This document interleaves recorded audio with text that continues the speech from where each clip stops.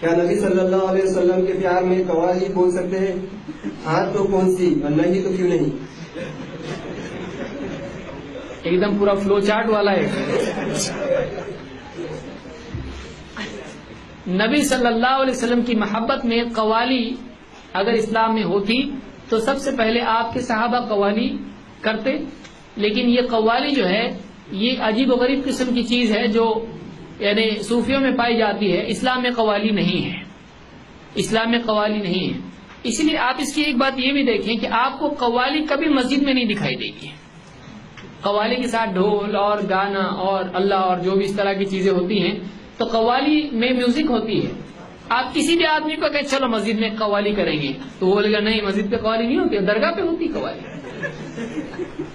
تو قوالی اسلام میں جائز نہیں ہے، اس لیے کہ اس میں میوزک وغیرہ ہوتی ہے، اس میں شرکیہ کلام ہوتا ہے.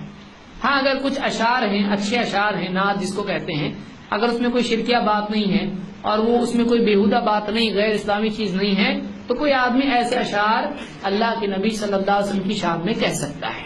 جیسے حسان بن ثابت رضی اللہ عنہ کہتے تھے، کوئی کہنا چاہے تو شعر کہہ سکتا ہے نبی صلی اللہ علیہ وسلم کی محبت میں، آپ کی تعریف میں.